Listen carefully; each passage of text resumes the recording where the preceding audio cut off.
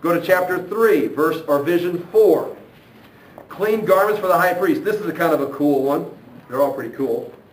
I don't know if that's a proper hermeneutic term for Scripture. That's cool. I just shudder to think some real scholarly people get on my website and they listen to like my audio or my video and go, this guy's cool. The Bible's not cool. It's like, he must not be very well trained. It's like, nope.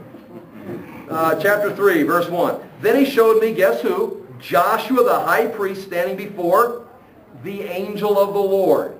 And now you've got one of the few more important courtroom scenes with heaven. And you've got the angel of the Lord, which I think is a theophany.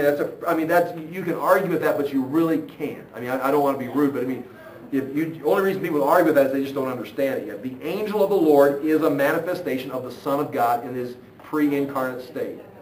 Joshua saw him. I mean, Joshua the warrior saw him, but nonetheless. Here's Joshua, the new high priest, who's connected all the way back to Aaron, standing before the angel of the Lord, and Satan standing at his right side to accuse him. The Lord said to Satan, "The Lord rebuke you, Satan. The Lord who's chosen Jerusalem rebuke you." So I mean, I wish there was a little more dialogue in here, but you're right in the middle of the courtroom scene, and all you see is Joshua and Satan standing there to accuse him, pointing at him, he's not pointing at the people of Israel.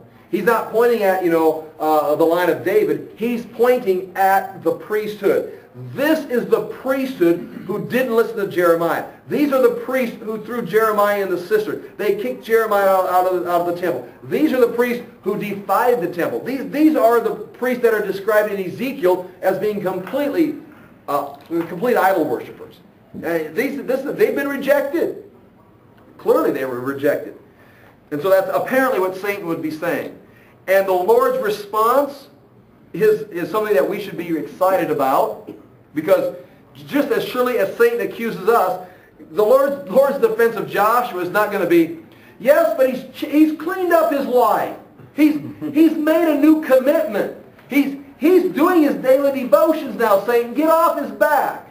It's not Satan accusing and the Lord trying to think, come on, I need something to work with. Give me some good deeds so I can defend you. Look at the Lord's defense of Joshua, which is your defense also. The Lord said to Satan, "The Lord rebuke you, Satan. The Lord who's chosen Jerusalem rebuke you."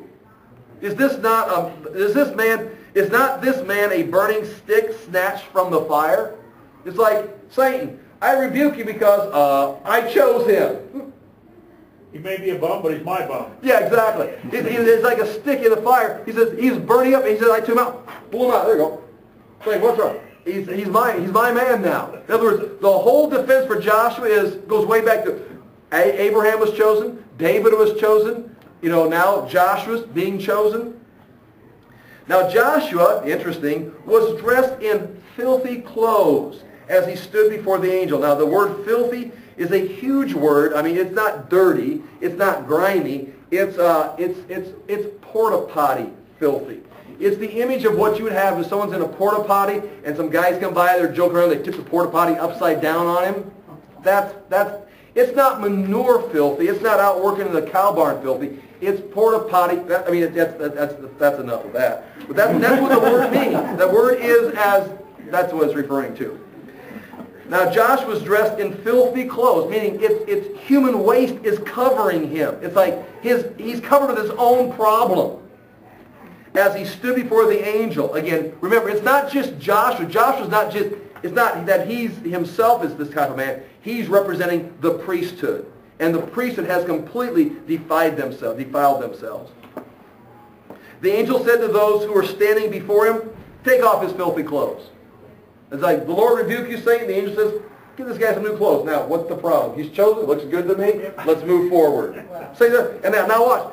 I still want more dialogue. And Satan said, it's not there. It's not. You don't even. He's gone. It's like, I wish there was more. But of course, the case is closed. It's that simple.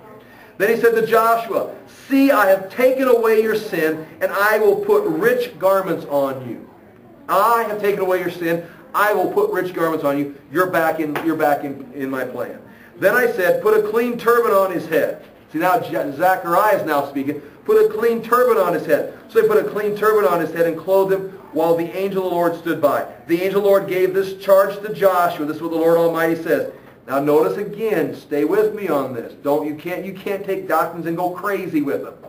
Right here. If you will walk in my ways and keep my requirements, then you will govern my house and have charge of my courts, and I will give you a place among these standing here.